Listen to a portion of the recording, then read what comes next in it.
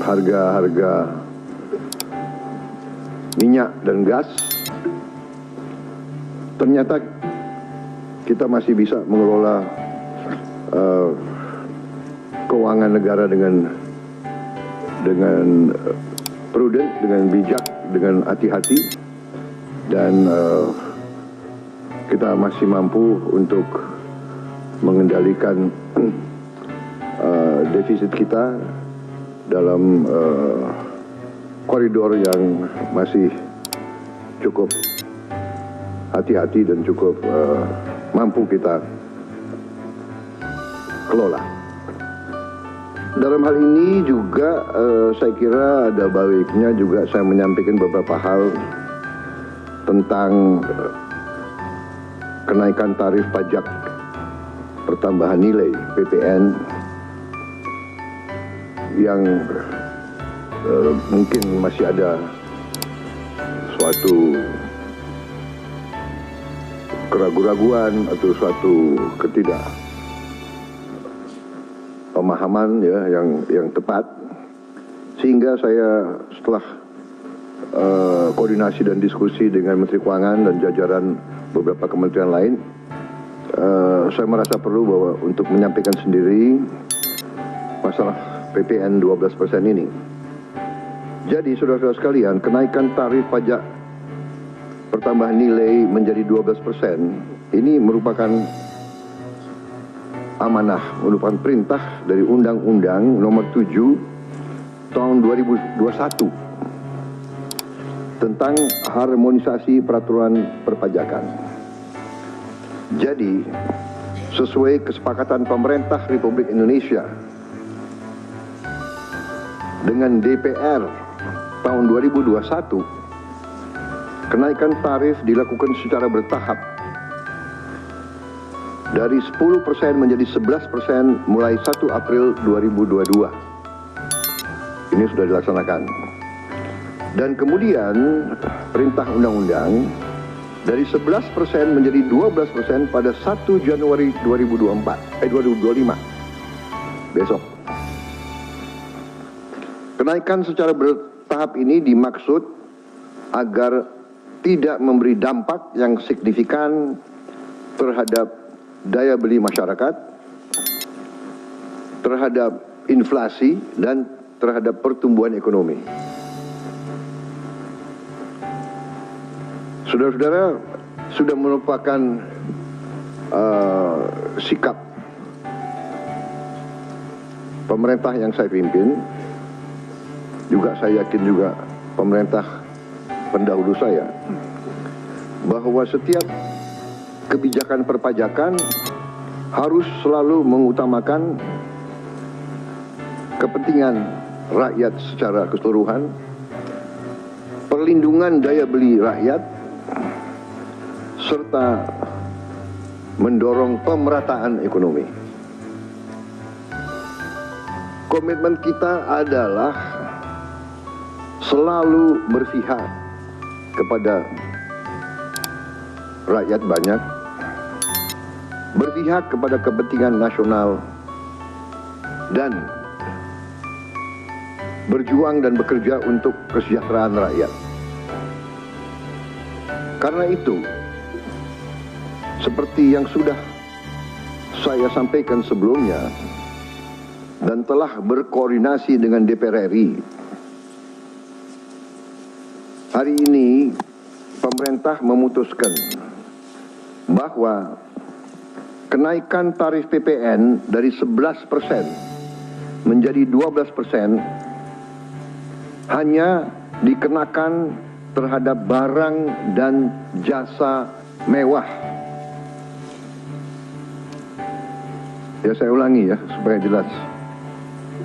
Kenaikan tarif PPN dari 11% menjadi 12% hanya dikenakan terhadap barang dan jasa mewah, yaitu barang dan jasa tertentu yang selama ini sudah terkena PPN barang mewah, yang dikonsumsi oleh golongan masyarakat berada, masyarakat mampu. Contoh, pesawat jet pribadi itu tergolong barang mewah yang dimanfaatkan ataupun digunakan oleh masyarakat papan atas. Kemudian kapal pesiar, yacht, ya motor yacht. Kemudian rumah yang sangat mewah, yang nilainya di atas golongan menengah. Artinya, untuk barang dan jasa yang selain tergolong barang-barang mewah, ya, tidak ada kenaikan PPN, yakni tetap sebesar yang berlaku sekarang, yang sudah berlaku dari sejak tahun 2022. Ya. Untuk barang dan jasa yang merupakan kebutuhan pokok masyarakat, yang selama ini diberi fasilitas pembebasan atau dikenakan tarif PPN 0%, masih tetap berlaku. Ya, saya ulangi, barang dan jasa yang merupakan kebutuhan pokok masyarakat yang selama ini diberi fasilitas pembebasan dari pajak, ya, yaitu PPN 0% masih tetap berlaku.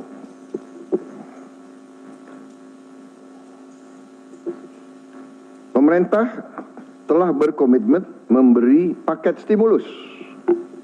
Ya. Nilai stimulus itu adalah 38,6 triliun. Seperti yang pernah diumumkan sebelumnya.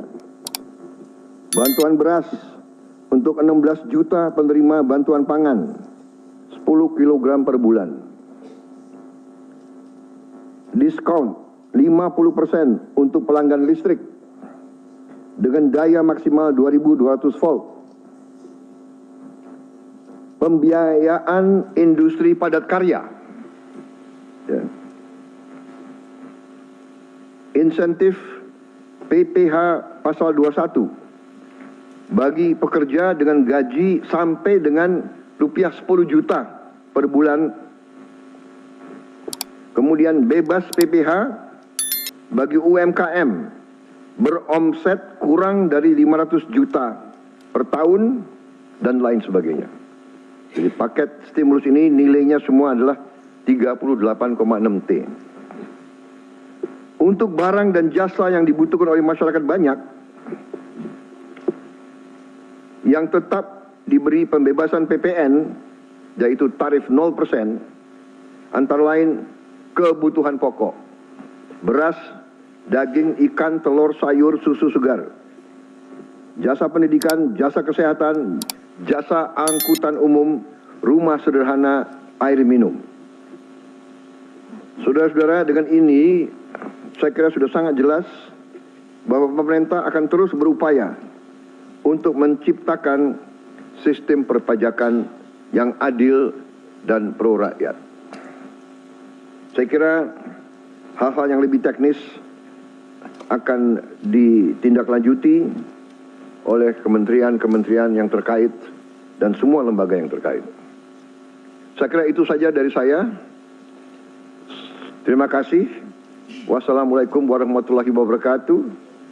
Charom Salve, Om Santi Santi Santi, Om Namo Buddhaya, salam kebajikan dan selamat malam tahun baru. Dan saudara lihat, malam tahun baru pemerintah masih bekerja, ya. Sampai nanti jam 00.00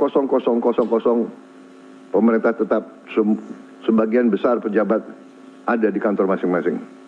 Saya kira itu, sekali lagi untuk seluruh saudara-saudaraku sebangsa dan setanah air, selamat menghadapi tahun baru. Kita hadapi tahun baru dengan gembira, optimis, percaya diri bahwa Indonesia akan bangkit. Terima kasih. Selesai.